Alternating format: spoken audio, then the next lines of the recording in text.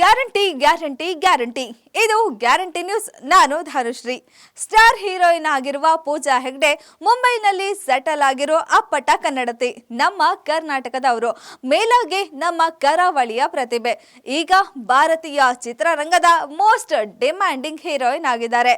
ಅದರಲ್ಲೂ ಟಾಲಿವುಡ್ನ ಎಲ್ಲ ಸೂಪರ್ ಸ್ಟಾರ್ಗಳ ಜೊತೆ ನಟಿಸಿರುವ ಪೂಜಾ ಹೆಗ್ಡೆ ಸೂಪರ್ ಸ್ಟಾರ್ಗಳ ಅಚ್ಚುಮೆಚ್ಚಿನ ಗ್ರಾಮರ್ ಡಾಲ್ ಅಂತ ಆಗಿದ್ದಾರೆ.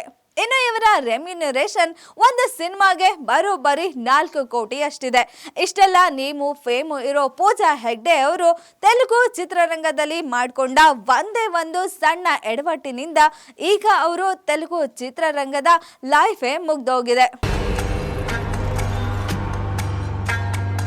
ಅದೇನಂದ್ರೆ ತ್ರಿವಿಕ್ರಮ್ ಅವರು ಆಕ್ಷನ್ ಕಟ್ ಹೇಳಿರುವ ಹಾಗೂ ಮಹೇಶ್ ಬಾಬು ನಟಿಸಿರುವ ಗುಂಟೂರು ಕಾರಂ ಚಿತ್ರದಲ್ಲಿ ಪೂಜಾ ಹೆಗ್ಡೆ ಅವರು ನಾಯಕಿಯಾಗಿ ಅಭಿನಯ ಮಾಡಬೇಕಿತ್ತು. ಆದ್ರೆ ಡೇಟ್ಸ್ ವಿಚಾರವಾಗಿ ಡೈರೆಕ್ಟರ್ ಜೊತೆ ಆದ ಸಣ್ಣ ಕಿರಿಕಿನಿಂದ ಅವರು ಚಿತ್ರತಂಡದಿಂದ ಹೊರ ಬಂದ್ರು. ಈ ಸುದ್ದಿ ಇಡೀ ಇಂಡಸ್ಟ್ರಿಗೆ ಹಬ್ಬಿತ್ತು. ಇದಾದ ಮೇಲೆ ಪೂಜಾ ಹೆಗ್ಡೆ ಅವರ ಬಳಿ ಡೇಟ್ಸ್ ಕೇಳೋ ಧೈರ್ಯವನ್ನ ಯಾವುದೇ ತೆಲುಗು ಡೈರೆಕ್ಟರ್ ಆಗ್ಲಿ ಪ್ರೊಡ್ಯೂಸರ್ ಆಗ್ಲಿ ಮಾಡ್ಲೇ ಇಲ್ಲ. ಇನ್ನು ಚಿರಂಜೀವಿ ಹಾಗೂ ರಾಮ್ ಚರಣ್ ಅವರು ಅಭಿನಯ ಮಾಡಿರುವ ಆಚಾರ್ಯ ಸಿನಿಮಾನೇ ಪೂಜಾ ಹೆಗ್ಡೆ ಅವರು ನಾಯಕಿಯಾಗಿ ಅಭಿನಯಿಸಿದ ಕೊನೆಯ ತೆಲುಗು ಸಿನಿಮಾ ಆಗಿದೆ. ಇನ್ನು ಇದೆಲ್ಲ ಆದ್ಮೇಲೆ ಕಳೆದ ವರ್ಷ ಕಂಪ್ಲೀಟ್ ಆಗಿ ಪೂಜಾ ಹೆಗ್ಡೆ ಅವರು ಮನೇಲೆ ಕೂತಿದ್ರು. ಇದರಿಂದಾಗಿ ಪೂಜಾ ಹೆಗ್ಡೆ ಅವರ ಸಿನಿ ಜೀವನನೇ ಮುಗ್ದೋಯ್ತು ಅಂತ ಅವರ ಅಭಿಮಾನಿಗಳು ಕೂಡ ತುಂಬಾನೇ ಬೇಜಾರಾಗಿದ್ರು. ಆದ್ರೆ ಇತ್ತೀಚೆಗೆ ಪೂಜಾ ಹೆಗ್ಡೆ ಅವರು ದುಬಾರಿ ಕಾರೊಂದನ್ನ ಖರೀದಿಸಿ ತಾನು ಫಿನಿಕ್ಸ್ ನಂತೆ ಗೆದ್ದು ಬಂದಿದ್ದೇನೆ ಅನ್ನೋ ಹಿಂಟ್ ಅನ್ನ ಕೊಟ್ಟಿದ್ದಾರೆ.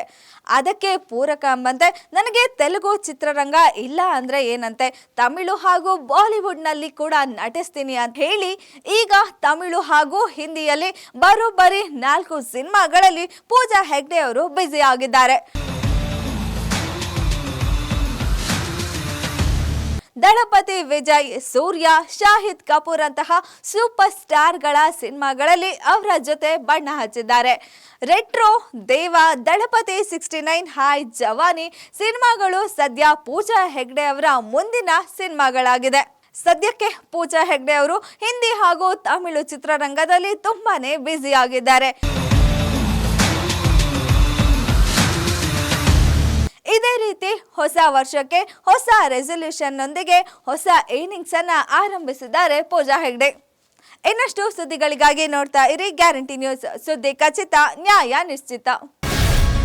ಗ್ಯಾರಂಟಿ ನ್ಯೂಸ್, ಸುದ್ದಿ ಖಚಿತ, ನ್ಯಾಯ ನಿಶ್ಚಿತ.